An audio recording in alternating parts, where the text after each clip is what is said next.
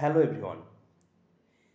SSC GD all শিফটের 30 question নিয়ে চলে এসেছি তোমাদের সামনে।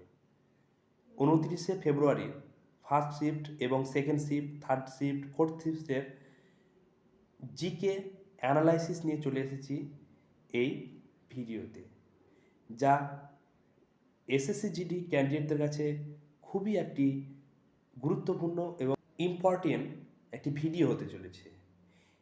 আজকের এই 29শে ফেব্রুয়ারির ফার্স্ট, সেকেন্ড, থার্ড, ফোর্থ শিফটের ফুল অ্যানালাইসিস জিকে নিয়ে এই ভিডিওটি শেষ করব।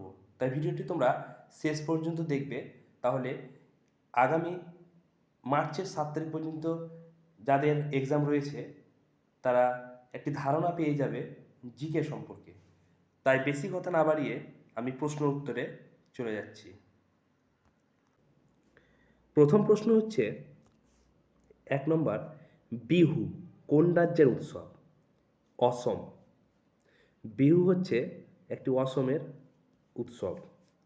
2 নম্বর প্রশ্ন হচ্ছে বিসমিল্লাহ খান কোন বাদ্যযন্ত্রের সঙ্গে যুক্ত? সানাই। 3 নম্বর প্রশ্ন হচ্ছে 2023-এ দিল্লিতে গান্ধী মূর্তির উন্মোচন কে করেছিলেন? সেটি হয়ে যাবে আমাদের বর্তমান রাষ্ট্রপতি দ্রৌপদী মুর্মু। নেক্সট প্রশ্ন হচ্ছে 4 নম্বর, এখন লক্ষ্মী দেবী কোন নৃত্যের সঙ্গে যুক্ত? মণিপুরী। মণিপুরীর সঙ্গে যুক্ত হচ্ছে লক্ষ্মী দেবী নৃত্যের।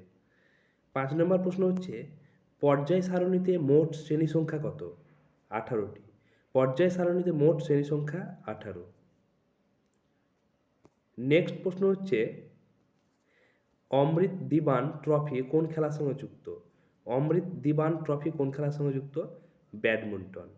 তোমরা আজকের এই প্রশ্ন উত্তর জিকে অ্যানালাইসিস দেখে বুঝতে অবশ্যই পারছো এবং ধারণা করতে পারছো যে এর আগে যে সকল জিকে নিয়ে আমি অ্যানালাইসিস করেছি, সত্যিই বলতে গেলে প্রত্যেকটি এক্সামে এই একই ধরনেরই প্রশ্ন উত্তর আসছে, হয়তো একটু ঘুরিয়ে এবং একটু এদিক ওদিক করে প্রশ্নগুলো আসছে। তাই তোমরা এই ধরনেরই প্রশ্ন আগামীতে যাদের এক্সাম রয়েছে দেখে যাবে। পরের প্রশ্ন হচ্ছে 7 নম্বর, আর্মস অ্যাক্ট কত সালে পাস হয়েছিল? আর্মস অ্যাক্ট পাস হয়েছিল 1878 সালে। 8 নম্বর হচ্ছে 2011 সালের জনগণনা অনুসারে মহিলা সাক্ষরতা হার কত পার্সেন্টেজ? 65.46%। 2011 সালের জনগণনা অনুসারে মহিলা সাক্ষরতা হার 65.46%। 9 নম্বর হচ্ছে কেলুচরণ মহাপাত্র কোন নৃত্যের সঙ্গে সম্পর্কিত? ওড়িশি। কোন কেলুচরণ মহাপাত্র কোন নৃত্যের সঙ্গে সম্পর্কিত? ওড়িশি। নেক্সট প্রশ্ন হচ্ছে 10 number, the Mozart of the Madras নামে কে পরিচিত? আর রহমান। 11 নম্বর হচ্ছে ফেব্রুয়ারি 2023-এ কোন মোহিনীঅট্টম নৃত্যকারীর মৃত্যু হয়েছিল? কনক রেলে।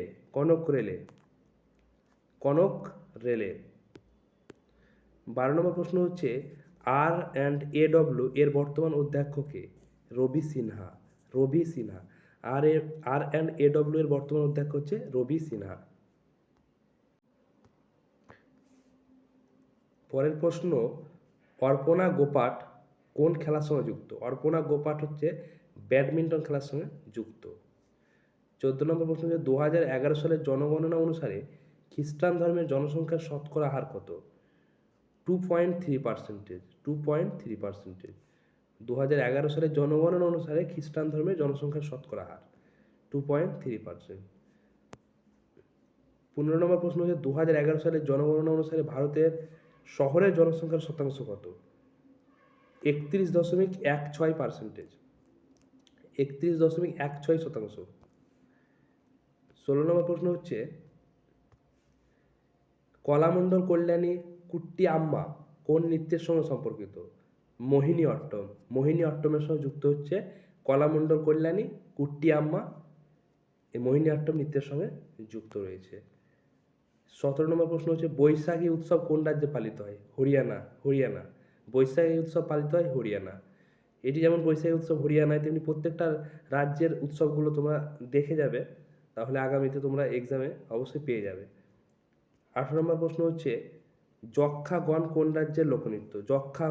যক্ষাগণ হচ্ছে কর্ণাটকের লোকনৃত্য। যক্ষাগণ কোন রাজ্যের লোকনৃত্য? এটি হচ্ছে কর্ণাটকে। নেক্সট প্রশ্ন ইতিহাস থেকে এসছে, প্রথম পঞ্চবার্ষিকী পরিকল্পনার সময়কাল কত ছিল? 1951 থেকে 1956। প্রথম পঞ্চবার্ষিকীর পরিকল্পনার সময়কাল হচ্ছে 1951 থেকে 1956। কঠিন কার্বন ডাইঅক্সাইড কী নামে পরিচিত? কঠিন কার্বন ডাইঅক্সাইড কী নামে পরিচিত? শুষ্ক বরফ। শুষ্ক বরফ নামে পরিচিত হচ্ছে কঠিন কার্বন ডাইঅক্সাইড। 21 নম্বর হচ্ছে 2022-এ ফিফা বিশ্বকাপ আয়োজনকারী দেশ হচ্ছে কাতার, দোহা। 2022-এ ফিফা বিশ্বকাপ আয়োজনকারী দেশ হচ্ছে কাতার, দোহা। 2022-এর ফিফা বিশ্বকাপে কোন দল বিজয়ী হয়েছিল? এটি তোমরা কমেন্ট বক্সে দিয়ে দেবে। 2022-এর ফিফা বিশ্বকাপে কোন দল বিজয়ী হয়েছিল, ট্রফি পেয়েছিল? নেক্সট প্রশ্ন হচ্ছে খিলাফত আন্দোলনের সঙ্গে যুক্ত দুজন ব্যক্তি হলেন শওকত আলী এবং মোহাম্মদ আলী। শওকত আলী ও মোহাম্মদ আলী খিলাফত আন্দোলনের সঙ্গে যুক্ত ছিলেন। 23 নম্বর প্রশ্ন হচ্ছে 2022 সালে টি-20 বিশ্বকাপ আয়োজনকারী দেশ হলো অস্ট্রেলিয়া। 2022 সালের টি-20 বিশ্বকাপ আয়োজনকারী দেশ হলো অস্ট্রেলিয়া। এখানে তোমরা আরও একটি প্রশ্ন কমেন্টে অ্যান্সারটি করতে পারো। 2022 সালের টি-20 বিশ্বকাপ আয়োজনকারী দেশ যেমন অস্ট্রেলিয়া, তেমনি 2022 সালের টি-20 কোন দেশ বিশ্বকাপ পেয়েছিলেন? এটি তোমরা কমেন্ট বক্সে উত্তরটা দিয়ে দেবে। 24 নম্বর প্রশ্ন হচ্ছে কোন অনুচ্ছেদ মোতাবেক রাজ্যপাল বিধান পরিষদকে সম্বোধন করতে পারেন? আর্টিকেল 175। কোন অনুচ্ছেদ মোতাবেক রাজ্যপাল বিধান পরিষদকে সম্বোধন করতে পারে? আর্টিকেল 175। মৌলিক অধিকার সংবিধানে কোন ভাগে রয়েছে? ভাগ 3। নবজাত কোর কোন খেলার সঙ্গে যুক্ত? নবজাত কোর কোন খেলার সঙ্গে যুক্ত? হকি। নবজাত কোর কোন খেলার সঙ্গে যুক্ত? হকি। পরিবহন কোন ক্ষেত্রের অন্তর্গত? পরিবহন কোন ক্ষেত্রের অন্তর্গত? সেবা ও তৃতীয় ক্ষেত্রে। সেবা ও তৃতীয় ক্ষেত্রে পরিবহন অন্তর্গত।